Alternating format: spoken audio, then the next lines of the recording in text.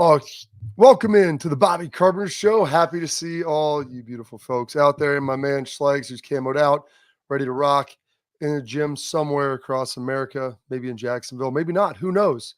Who knows? But big show for you today. Coming off the jump, want to let you know after this first thing, we're going to have Ari Wasserman of On3. He's covered the Buckeyes for a long time, does a lot of stuff nationally too. Sat down with Ryan Day, him and Andy Staples, who we had on last Friday. See what kind of his thoughts were, how the interview went. They posted that on 3. Encourage you to go check that out as well. And then, like every Thursday at 102, 103-ish, we'll be joined by Ben Stevens of Sports Grid Radio, one of the best guys you'll find. Hopefully you enjoyed what he's had to say last week.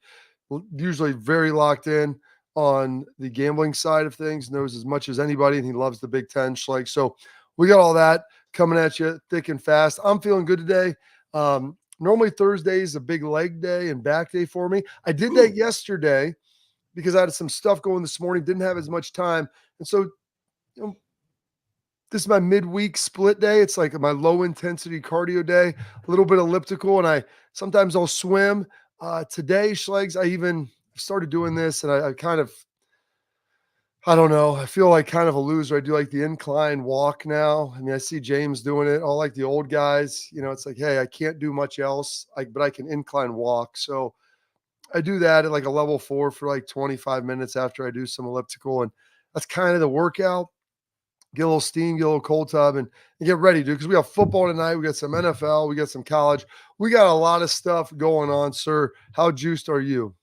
I'm super juiced. One, Bob, it's not bad to have one of those days. What I do, if I do that incline, I'll just throw on a 40-pound ruck just to make it a little bit more taxing.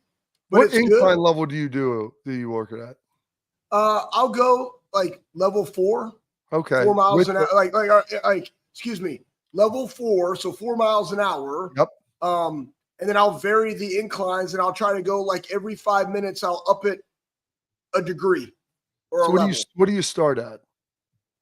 Do I go 4, 5, 6, something like that? Okay. Yeah, right.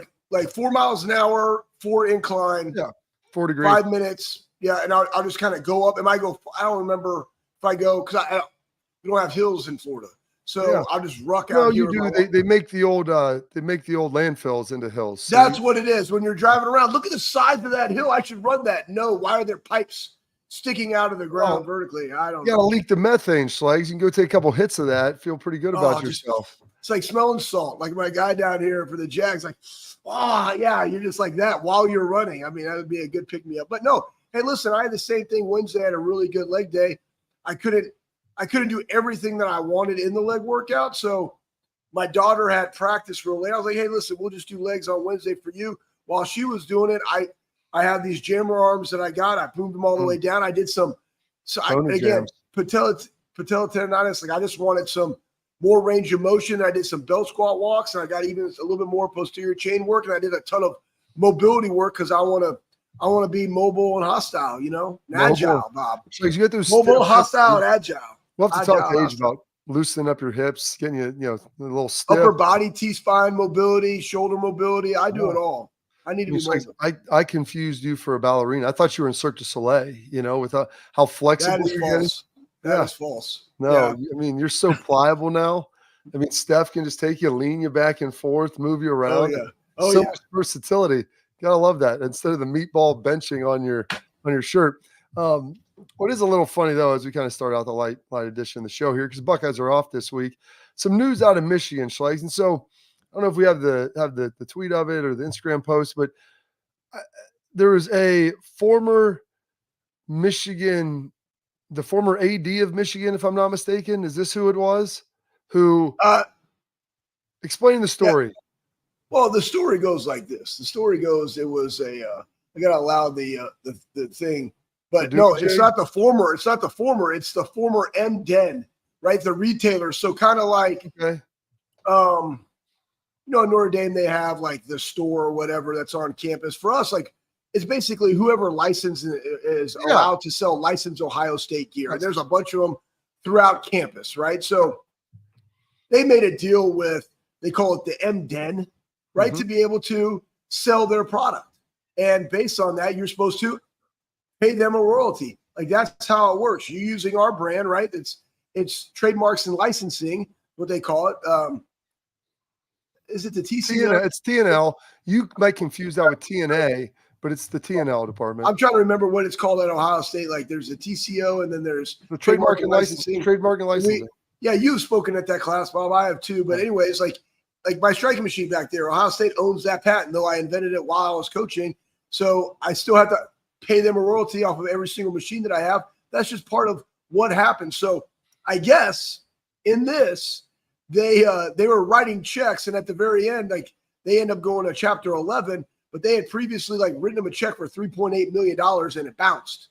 So hard hit when you're looking at an athletic director. You're like, hey, I got this 3.8, right there in my P&L, and it's like, oh, poof, David Copperfield, it's gone, never getting those back. So you're telling me those dollars never made it then to the Michigan Never made it. Never made it.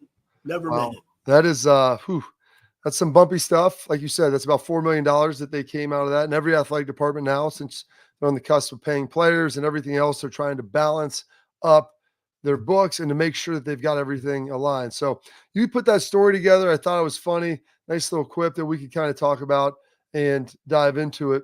One of the things we wanted to get to is the impact transfer quarterbacks. Oh, yeah. The impact quarterback, Schlegel. I'd like to toss that up there before we get our guy Ari Wasserman on. And Ohio State's got one of the transfer quarterbacks here, Will Howard. Looking at him and what ultimately he can do. And this is a list of the top 10 impact, not transfer, just impact quarterbacks in general. And so as we look at that, you see some guys at the top, obviously Carson Beck, who I think hasn't really been talked about a lot. He was the kind of presumptive best player coming in for the national championship, defending, I guess, last year, Georgia Bulldogs. Had a good first year as a starter, now expected to be, a top flight draft pick. And all the way down there at number 9 is Will Howard. Are you surprised to see Will that low based upon how he's played at this point? I look at this list, and to me, it's kind of what they mean for the team. And I think that Carson Beck is very good. He's actually from Jacksonville, Mandarin High School, if I'm not mistaken. But you look at what Quinn Ewers does for Texas, or you look at what Cam Ward has done for Miami. It's been huge for Miami. When I'm looking at a list like this, like without their guy, like how do they make an impact? I think Will should definitely be higher on that list. I think he's higher than Nico. I think he's higher than Dylan. And the reason I say that Nico's been very good, they really haven't played anybody, though they played NC State and they beat them 51-10. I understand that, but I look at Will's, and I'm just going to focus on Will in this, and I think he should be a little bit higher. It's not necessarily Sherrod is a bad quarterback, or Shador, is a bad quarterback, or Jalen Milroe is a bad quarterback. I'm just based on what's happened over the 2 games, and I'm going to speak selfishly as an Ohio State fan. I think that Will in 2 games has not given up a sack. We talked about part of that is the offensive line. Part is the fact that he's 6'4", almost 240 pounds, 238 pounds. He's leaned down. He's mobile. He keeps his eyes downfield, and he has the threat of the run game to our offense that we haven't had here, which I believe in the college game is significant. To me, probably just looking at that list right now based on teams, where they are, who makes the most impact. If you take them from their team, Cam Ward would probably be that guy. Who's their number 2? Jackson Dart and everything that Lane Kiffin has been able to do up there, being number 2. I mean, and if you also look at that, it's just 3 SEC teams right out the jump. Well, 4 of the top 5 are SEC teams. I'm not saying that that's a thing, but it could be. But again, it's relative, Bob. Well, it is relative, but I think Will Howard, with this Ohio State offense, the way they're playing, he is critically impactful, like you said, to the team. And so I would probably have him in the top 3 or 4 right there. Quinn Ewers has been fantastic. So it's been Carson Beck. Cam Ward next. I would probably have him even ahead of Jackson Dart, because what he's been able to do with this offense has been incredibly impressive.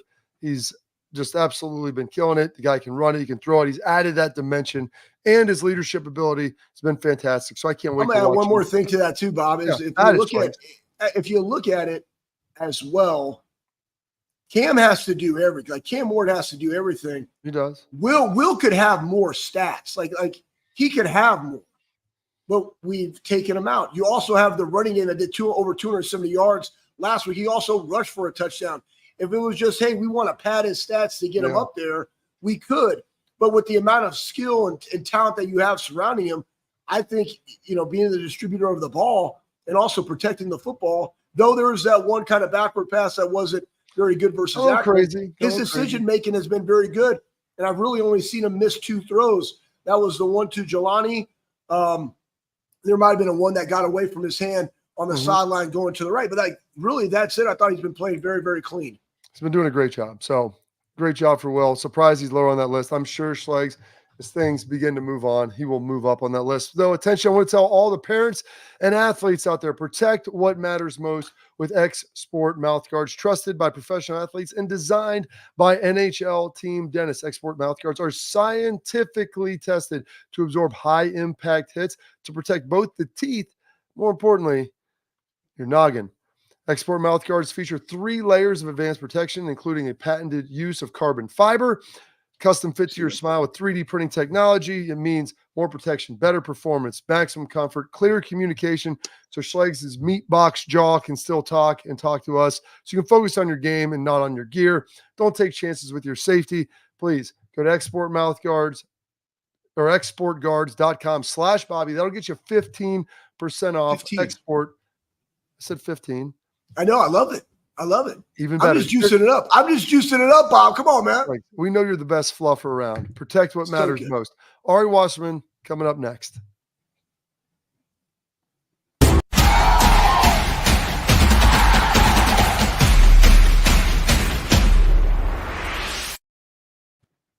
We were called soft last year. You don't want to be soft, especially when you come to the playoffs. So that's going to be a process throughout this season of establishing us as a harder team here in the. I'm Garage Beer, and this is Bobby Carpenter. Garage Beer. Beer flavored beer. Beef with an F? Okay, my bad. It's crisp and cool, and it doesn't taste like. I'm Bobby Carpenter. I drink in garages because my wife says I don't belong inside. If you like a cold breeze on your bag, drink Garage Beer. It's American, and so can you. Garage Beer. Beer flavored beer. I don't buy into this nonsense, this conspiracy nonsense that he's got his money and he's dogging it. That's ridiculous.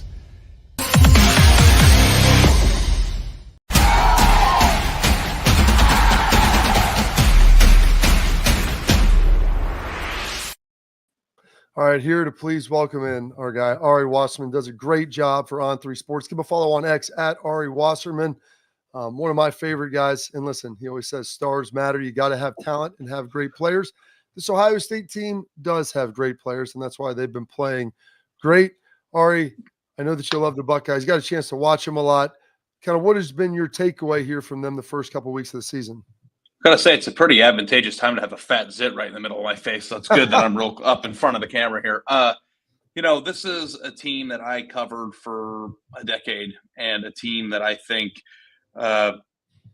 has always had superior talent to 99% of the teams on their schedule in college football. And I look at the roster up and down of this Ohio State football team, and I think this might be the deepest, most talented roster they've ever had. At least in my time period dating back to 2010. And, it comes at a very important time, both in the sport and in Ryan Day's tenure.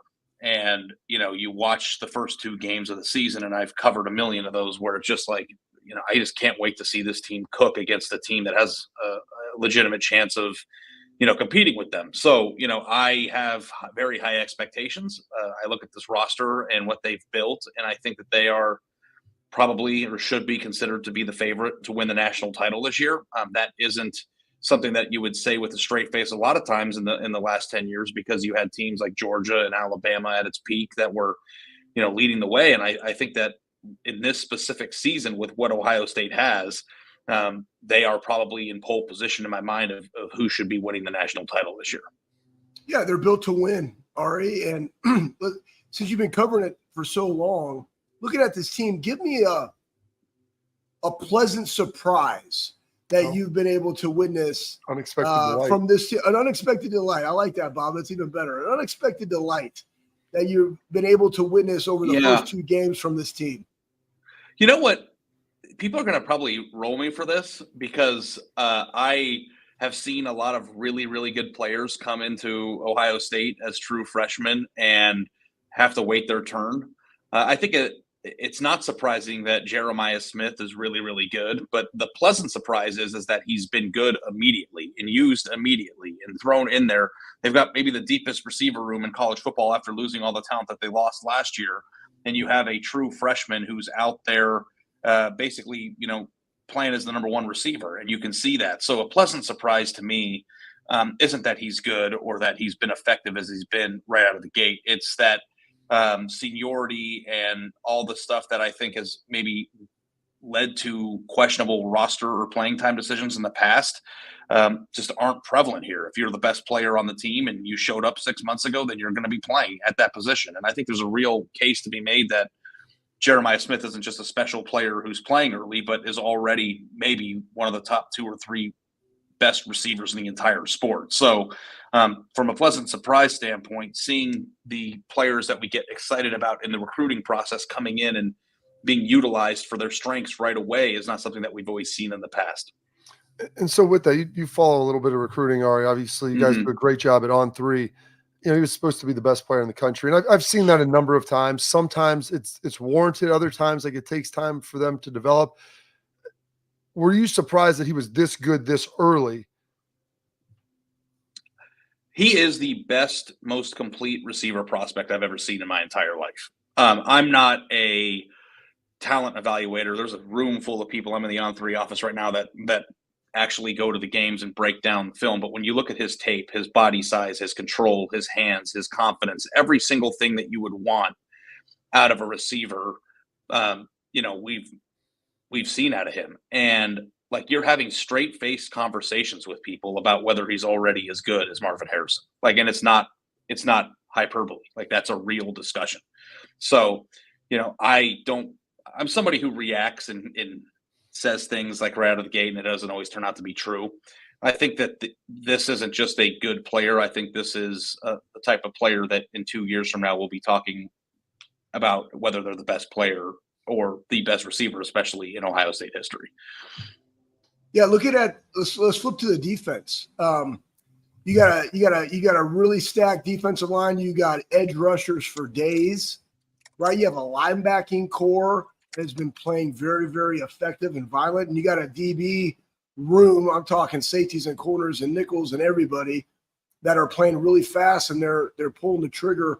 From a defensive side, looking at the schedule and looking at the other big-time teams in the country and where they could potentially be in the college football playoff, what unit do you think is going to have the biggest impact for the Buckeye defense this year, making that run to win the Big Ten and to go deep into the college football playoff and win a natty?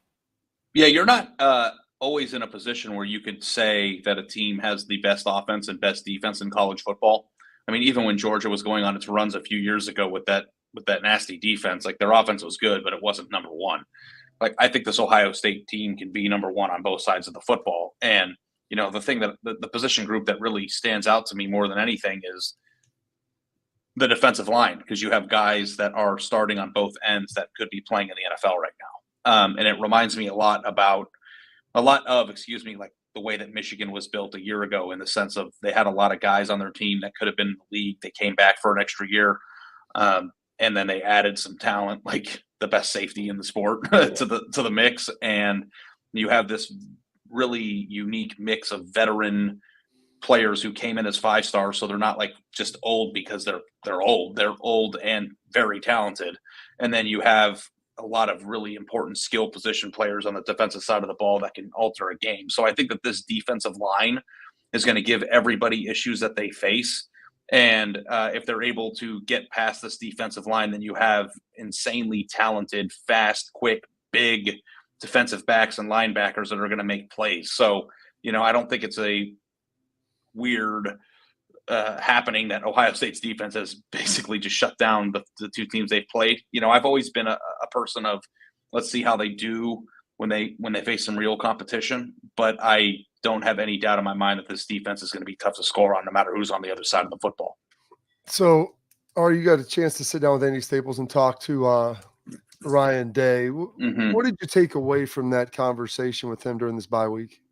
Yeah, the thing that I like about Ryan and being in a national role here for the past 5 years, you do meet with a lot of coaches, and Ryan Day is just a person. You can have a real conversation with him about how his family's doing.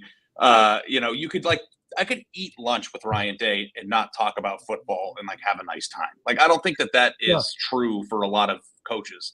And I think that the number one question, and my colleague Andy Staples wrote a good column about it because we've been road tripping through the Midwest and the South and have had a lot of time in the car together. And it's do you have to be a psychopath to be an elite level coach? That's a question. So you want to know what my takeaway is? My takeaway is can a person that is a normal human win at the level that Ohio State demands? And I think that he is in a position right now from a roster building standpoint, which is, I think, 85% of the job to have done that. Now, you have some big time games coming down the pike that you got to win. And winning a national championship in 2024 is an entirely different proposition than it's been in the past because, you've got the Big Ten championship game. You've got the playoff games, and there's 12 now. So it gives them some margin of error in the regular season to go out and compete for that in December and January. But I do think that I am interested to see the killer instinct, the just the badass that you need to be in those games. And frankly speaking, and I would say this to him, there have been calls in the last 3 Michigan games that left me scratching my head of that's not the Ryan Day that I thought, he was, or the guy that I knew. That punt that he had last year, I don't remember exactly what the punt before halftime 2 years ago, and then last year trying to kick a field goal before halftime instead of going for it. There's certain situations where it's just go win the game, trust your athletes. You've assembled this amazing roster of really, really good athletes. Just trust them to go cook. And I think they'll be able to do that. So very important year for him to not only try to win a national title, but to get back on the right side of the win column on the Michigan series. But I think it's a huge year for Ohio State's football program, but certainly a huge year for Ryan Day, who wins basically every game that he coaches, but has come up short in some of the big ones. Absolutely. All right. We appreciate it. That's some great takeaways there. You do such a great job on 3. Thank you for stopping by. Hopefully we'll be able to catch up with you soon again. Yeah. Appreciate you guys for having me. And anytime you need me, give me a call. Okay. I appreciate it, Ari. Thanks, you. Ari. Take care. Give him a follow on X at Ari Wasserman. They do a great job on 3. Covered the Buckeyes, now does national stuff. He's over there. His partner, Andy Staples, was on with us last week. Do a fantastic job. All right. Coming up next, we got our headlines. There's movement in college football, more realignment. Find out what it is next.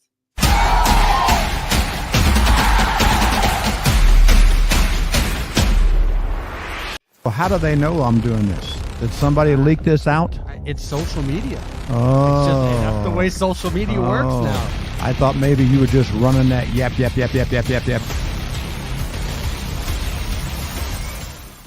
Welcome to Big Play, a sports media team that started back in 2014, and now we're not in a garage. Look at us, incorporating some of Cleveland's favorite sports personalities, bringing you fun and compelling content from downtown Cleveland. Coming to you live from the shores of Lake Erie and Burke Lakefront Airport, join Team Big Play for all the best sports talk in Ohio. Check us out on social media at Big Play, bringing you fun and compelling content from downtown Cleveland.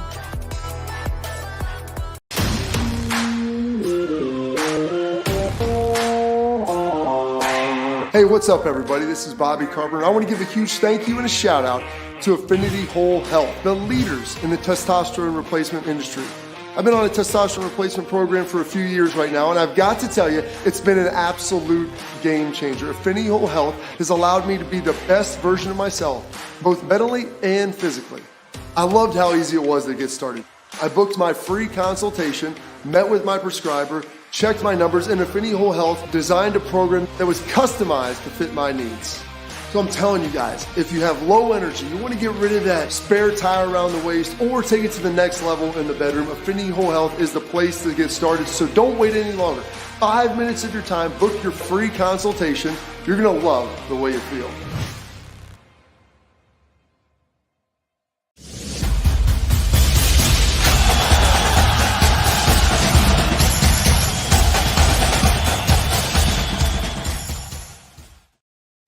All right, welcome back into the show. Here we got our headlines, which are brought to you our friends at Affinity Whole Health. Affinity Whole Health, they offer personalized treatment plans to help you feel better, whether you're struggling with weight loss, low energy, poor sleep, muscle loss. They can help you with all of it. Affinity Whole Health, they provide expert guidance for you to safely meet your health goals. I've been a patient there, like I say, for 7 years, folks.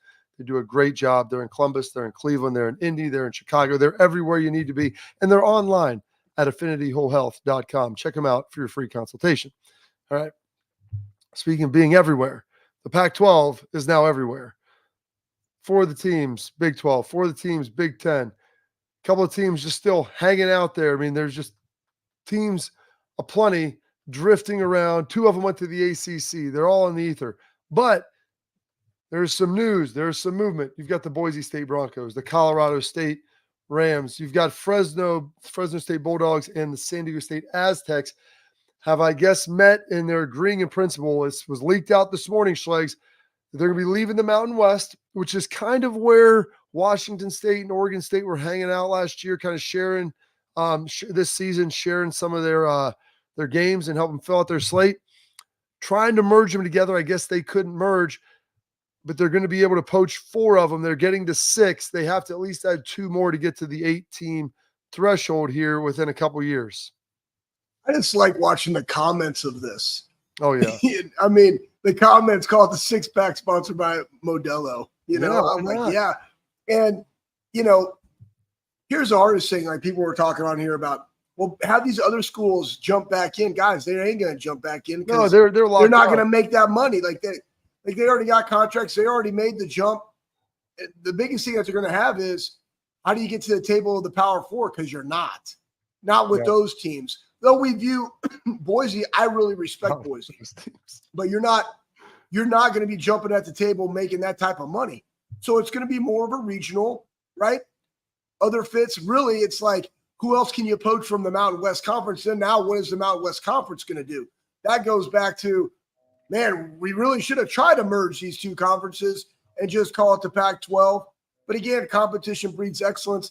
The breadth of it has all transferred over to the Big 12 and a little bit of the ACC and the Big 10. Yeah.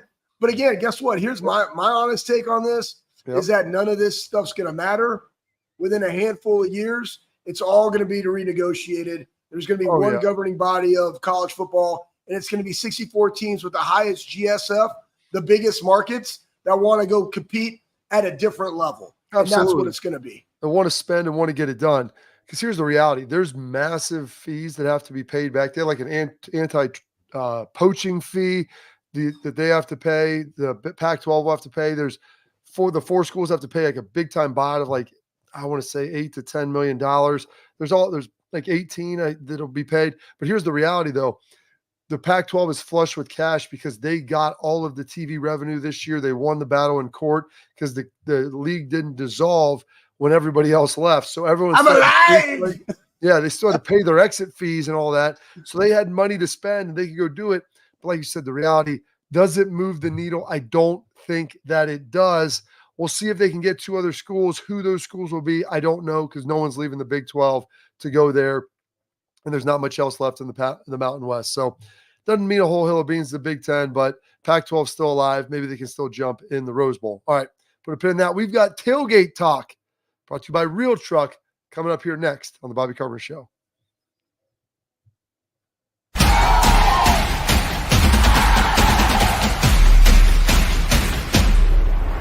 We were called soft last year. You don't want to be soft, especially when you come to the playoffs. So that's going to be a process throughout this season of establishing us as a harder team here in the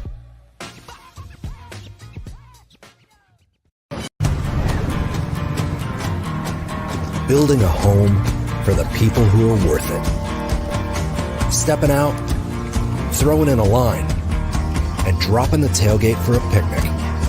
And finding far-off campsites with the people you're closest to. Upgrade your truck, Jeep, or Bronco with over 1 million parts and accessories. And bring your truck to life. Real Truck.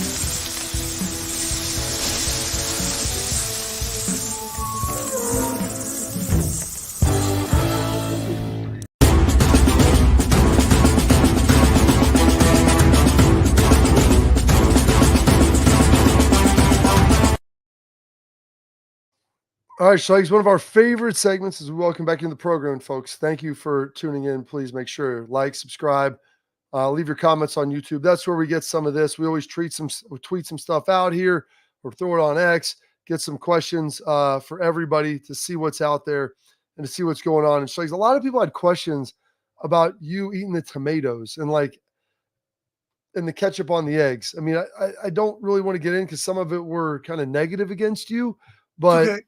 Well,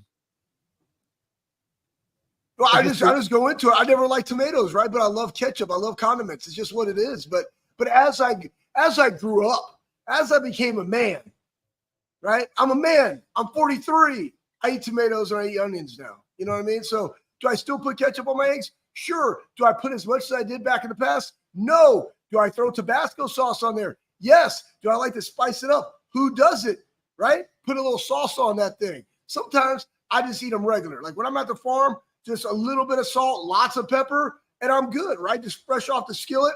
That's like my Spartan go-to farm meal because I don't like to cook, okay, is I'll eat like 5 eggs and then like 2 bags of oatmeal. Like that's like my dessert. But like I know how to make those. My wife had to go back like on the road, and I'm like, hey, kids, what do you want me to make? And we had nothing. So I was like, you know what? I'm going to make tomato soup and grilled cheese. Guess what? We didn't have any bread because why not? I ate it on some peanut butter and jellies, and I packed Sam's lunch, and poof, David Copperfield, we didn't have any bread, so I just made him tomato soup, and he's like, this is terrible. I'm like, well, tough. So I ate it all.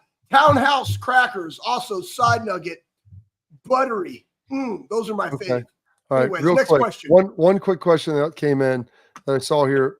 The guys are probably going to get this weekend off. What happens in 30 seconds for the day off for the guys? Day off for the guys. Go be a dude, right? Like go do something. Like if it was me, I'd be in a tree stand. But guess what? Psych, it's too early for deer season. So go do something. Just go hang out with the boys. Sleep in for a day. They'll probably still have treatment hours. Honestly, guys, like, this is how it goes. You'll still probably have a 4-block window. If you have something that's snagging, you will probably go in. But I will say this, guys, and Ari hit on a little bit. It's a very veteran-led team. Yep. They're very experienced, and they know what they want to achieve. Like they're all ball all the time. But like Nathan talks about, like, what is he going to do? He's going to go watch Game of Thrones season 6. Like they're going to find those things, occupy that time, watch some ball with their dudes. That's what they're going to do. Absolutely. It makes a lot of sense. But we want to let you know that Tailgate Talk is brought to you by Real Truck, friends with their #1 truck accessory brand in the United States with top selling upgrades for the ultimate tailgate party. Gear up for this season and bring your real truck to life at realtruck.com. It's what Schlegel and I have done with all the sweet stuff we've got there. Yours is alive, mine's alive. And we got Ben Steven, who's alive, next to help share with us the great lines for this weekend in college football.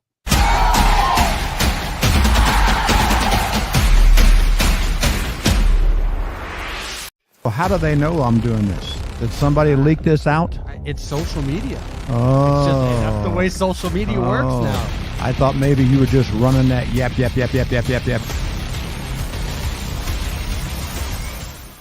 Welcome to Big Play, a sports media team that started back in 2014, and now we're not in a garage. Look at us, incorporating some of Cleveland's favorite sports personalities, bringing you fun and compelling content from downtown Cleveland. Coming to you live from the shores of Lake Erie and Burke Lakefront Airport, join Team Big Play for all the best sports talk in Ohio. Check us out on social media at Big Play, bringing you fun and compelling content from downtown Cleveland.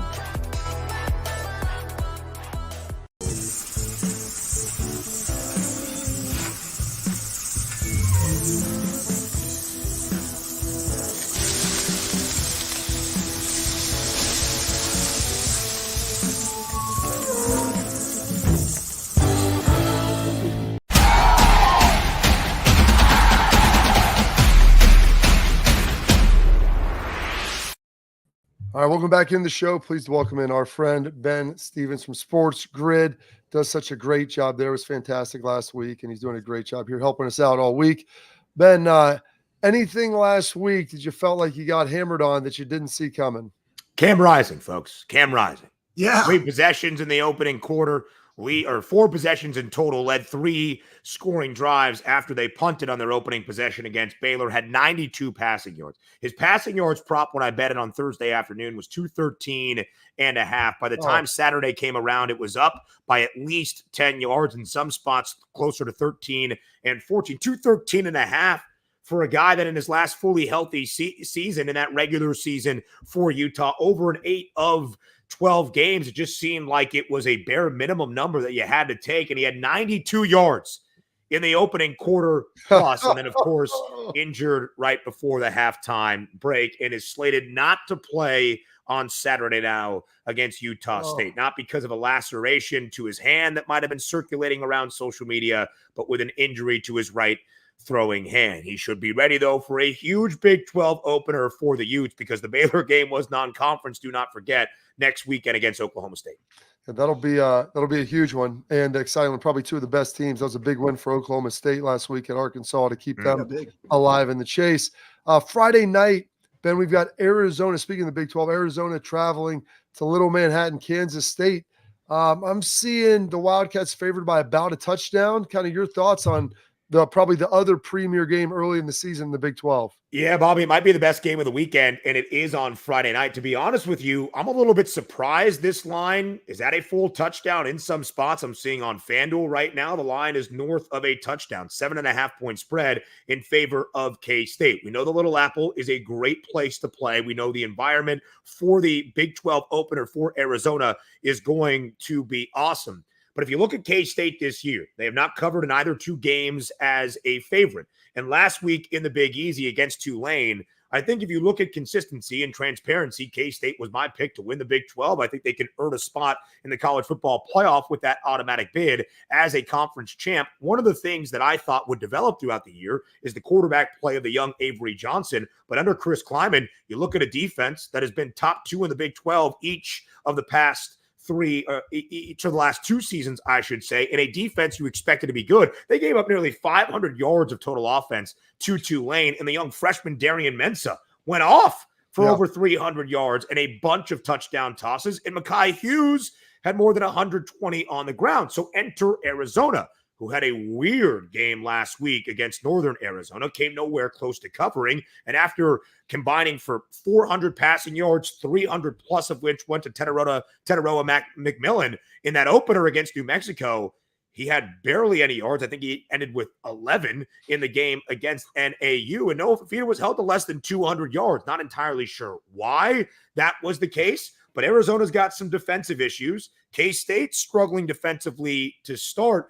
I do think Arizona keeps it within the number. I actually might look at a total tomorrow night in the Little Apple, and I will have my eye firmly on the props as they start to trickle out. Avery Johnson, his rushing yards number, he's had at least 37 in each of the first 2 games for the Wildcats. DJ Giddens has ran for at least 100 yards in 6 consecutive games dating back to the Final 4 of last year in each of the first 2 this year. And Arizona struggled against the mobile quarterback that was Devin Dampier for New Mexico in that season opener. They gave up a lot of yardage on the ground, but if we saw K-State secondary against Tulane struggle, you would think Noah Fafita and Teteroa McMillan would be an incredible test on Friday night. All to say, I think the Wildcats keep it within this number. Well, I guess that doesn't make any sense because they're both Wildcats. I believe Arizona keeps it within this number. Last year, Arizona was the best underdog team in the country, 6-0 against the spread as an underdog, covering by an average margin of that expected spread by more than 17 points per game. So Arizona keeps it within the number, but keep an eye on those props. For K-State, it's on the ground with DJ Giddens and the quarterback Avery Johnson. For Arizona, look at the pass yards prop for Noah Fafita and the receiving yards number for Teteroa McMillan to have a bounce back, much like we saw week number 1.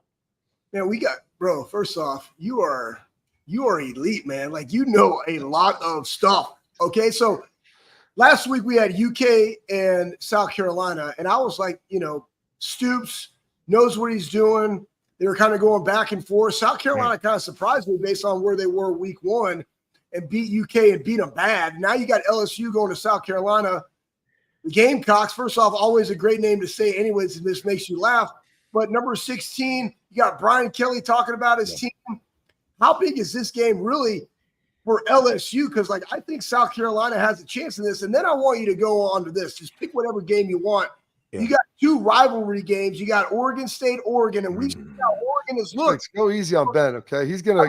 I know, but Ben's gonna melt. That's what I'm saying. Like I'm trying to melt his mind because he's gonna melt our faces off. You know what I mean? But it won't happen. I'll just wait. Do South Carolina, LSU then.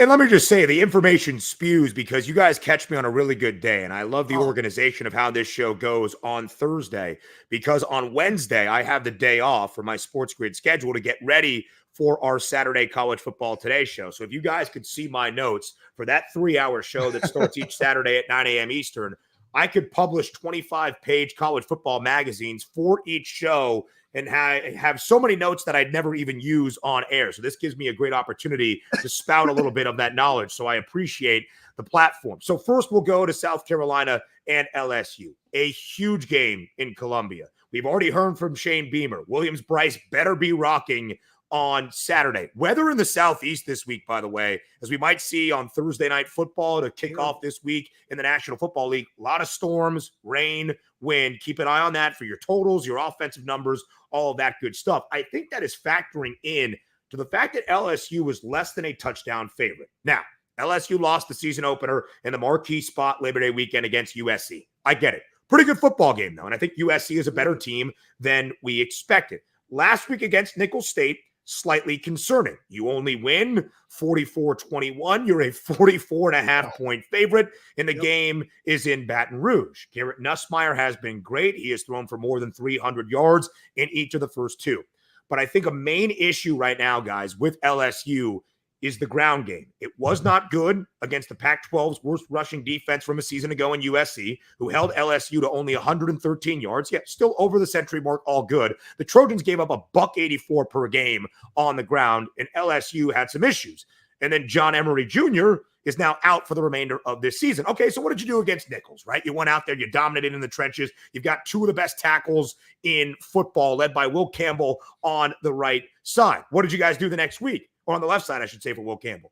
You only put up 66 rushing yards against Nicholls State. Yeah. And that's where South Carolina has been incredible so far this season. Tested by Old Dominion and then turned the page very quickly to go into Lexington. Brock Vandegrift might be bad, and that will be interesting this week as Georgia takes on Kentucky, where Vandegrift spent the first 3 years of his college career. But South Carolina had barely over 250 total yards of offense and went into Lexington as a 9.5-point underdog, winning outright 31-6.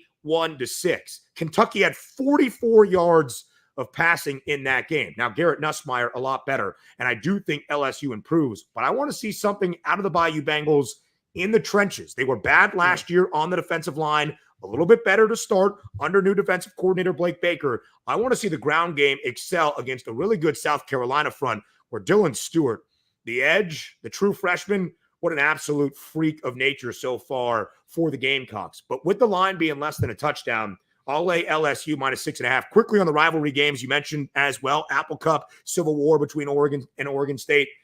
I kind of think both of the spurned Pac-2 teams now in the six-pack and the resurgence of the Pac-12, which, by the way, I think was no mistake in terms of the release of these reports and the confirmation ahead of this huge rivalry week for the 2 forgotten programs as they take on their former Pac-12 conference rivals. I look at both teams covering the number, but more so Oregon State than Oregon. 16.5 is that price. Earlier in the summer, it was closer to 3 touchdowns. The Ducks are having a terrible time to start this year, but here's one consistent thing for the Beavs. Former linebacker, former defensive coordinator Trent Bray remained. He's the head coach now. They've been really good on defense. They just blanked San Diego State last week. I think Oregon State does present a challenge for Oregon. Ducks win. Do not think the Beavs pull off the outright upset, but in Corvallis, where Oregon State has won the last 2 meetings in the Civil War, I think this game stays within 3 scores. Oregon could even win by double digits. I do think Oregon State covers. It's interesting because, like you said, that line was 21, and watching Oregon struggle the last couple of weeks, I was curious to see where it moves. And even if there is some more late movement, Oregon shouldn't lose it, Ben, but I'm with you. Like that could get a little squirrely. We'll find out something about the Ducks here this weekend. Another game where I'm guessing the line has moved. I'm seeing it about 10 right now, down in West Lafayette with Notre Dame going to Purdue after them laying an egg against Northern Illinois. What do you Do you like this game? Do you like the number? What do you think about Notre Dame at this point? Yeah, Bobby, it's such an interesting thing. I'm sure you guys have seen the meme or the Twitter video of Soulja Boy. I think he was on the Breakfast Club radio show where he goes, this guy stole my bars, bar for bar. He did my exact flow, bar for bar. That's Purdue looking at Northern Illinois. The spoiler makers saw a team go into South Bend and upset an AP top 5 team, which, of course, Purdue has the most wins against the AP top 5 in the poll era dating back to 1936, 17 to be exact. The Boilermakers looked great in week number 1 against Indiana State. A much better start to year 1 under Ryan Walters, or year 2 under Ryan Walters, as opposed to last season. They had an odd bye week 2, so they've been fully getting ready for Notre Dame. But whatever the Irish and Marcus Freeman were told by Thomas Hammock, I hope they took to note this week against Purdue. Now, all of this to say, the Boilers had Hudson Card go out there and have one of the most efficient games you will ever see, 24 of 25 against the Sycamores, and was great. Devin Mockabee is back on the offensive side, and we know Ryan Walters has the chops as a defensive coach from his days at Illinois and Missouri. It feels like another reactionary spot, though, kind of Schlegel, like we talked about for LSU being less than a touchdown favorite, albeit on the road in Columbia against South Carolina. Notre Dame's laying less than double digits against a Purdue team that entered this year with a win total of 4.5. It was the lowest in all of the Big Ten, depending on where the juice was at your favorite sports book. I don't think Notre Dame is as good as I hope they were after week number 1 and the huge upset in College Station, not from a spread perspective, but just in terms of notoriety. Jeremiah Love is really good. I think they'll run it well. The key for Notre Dame, if they're going to be a college football playoff team this year, guys, is a better downfield passing attack because Riley Leonard has been struggling in a Notre Dame uniform to start. All right, we got about a minute left for you, Ben, 45 seconds here. Is there a game that you really like this weekend we didn't talk about? Yeah, Colorado State and Colorado. Keep an eye on Torrey Horton. There's been a lot of talk by the Rams about this rivalry, and I really look at CSU being the underdog in this matchup. Last year, they were getting 20.5 points for that Friday night game that went to double overtime. That's right. Give me CSU, but keep an eye on what they do on the ground this year. Braden Fowler-Nicolosi has not been nearly as good through the air, but if Torrey Horton steps up their wide receiver, that's going to be a key for Colorado State. I think they cover the number against CU, who has not been good as a favorite under Deion Sanders. Well, he is Ben Stevens. He's one of the best. Ben, thank you so much. We really appreciate it, sir. Gents, always a pleasure. Talk to you next week. It's Ben Stevens, Sports Grid Radio. Give him a follow on X. Does such a great job. Has all the info, as you can see right there. All right, coming next, we'll wrap up the show. Schlegel, get your parting thoughts here on the Bobby Carpenter Show.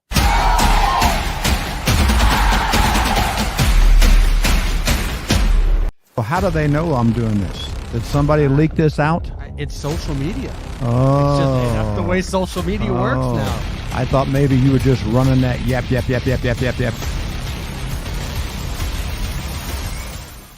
Welcome to Big Play, a sports media team that started back in 2014, and now we're not in a garage. Look at us, incorporating some of Cleveland's favorite sports personalities, bringing you fun and compelling content from downtown Cleveland. Coming to you live from the shores of Lake Erie and Burke Lakefront Airport, join Team Big Play for all the best sports talk in Ohio. Check us out on social media at Big Play, bringing you fun and compelling content from downtown Cleveland.